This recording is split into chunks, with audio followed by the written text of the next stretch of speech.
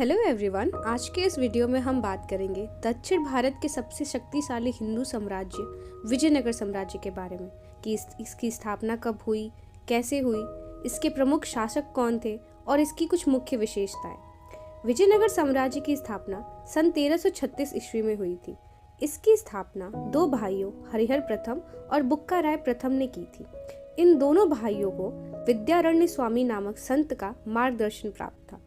उस समय दक्षिण भारत पर दिल्ली सल्तनत के आक्रमण बढ़ते जा रहे थे।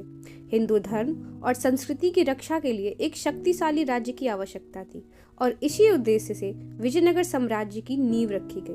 विजयनगर की राजधानी हम्पी, जो वर्तमान में कर्नाटक राज्य में स्थित है। इसके कुछ प्रमुख शासक थे हरिहर प्रथम और बुक्का राय प्रथम, जो कि इसके संस्थापक भी थे। दूसरे देवराय प्रथम और देवराय द्वितीय। इनमें से सबसे महान शासक कृष्णदेव राय, जिनके शासनकाल को विजयनगर साम्राज्य का स्वर्ण युग भी कहा जाता है। आइए अब हम विजयनगर साम्राज्य की कुछ प्रमुख विशेषताएं देखते हैं। पहला, सशक्त प्रशासन व्यवस्था। राजा सर्वोच्च होता था, लेकिन मंत्रियों और अधिकारियों की सहायता से शासन चलाया जाता था। दूसरा, धार्मिक समानता। यद्यपि यह एक हिंदू साम्राज्य था, फिर भी सभी धर्मों को सम्मान दिया जाता था। कला और संस्कृति।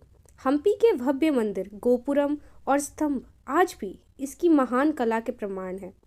चौथा, आर्थिक समृद्धि। कृषि, व्यापार और विदेशी व्यापार बहुत उन्नत था। विजयनगर को उस समय के सबसे समृद्ध शहरों में गिना जाता था। पांचवा, शिक्षा और साहित्य का विकास। संस्कृत, तेलुगु, कन्नड़ और तमिल भाषाओं को संरक्षण दिया जाता था। आइए अब हम देखते हैं कि विजयनगर साम्राज्य का पतन कैसे हुआ। सन 1565 ईस्वी में तालीकोटा के युद्ध में विजयनगर की हार हुई। इसके बाद धीरे धीरे यह महान साम्राज्य पतन की ओर चला गया। इसके निष्कर्ष में विजयनगर साम्राज्य केवल एक राजनीतिक शक्ति नहीं थी, बल्कि यह हिंदू संस्कृति, कला और सभ्यता का भी रक्षक था। दक्षिण भारत के इतिहास में इसका स्थान अत्यंत गौरवपूर्ण है। धन्यवाद।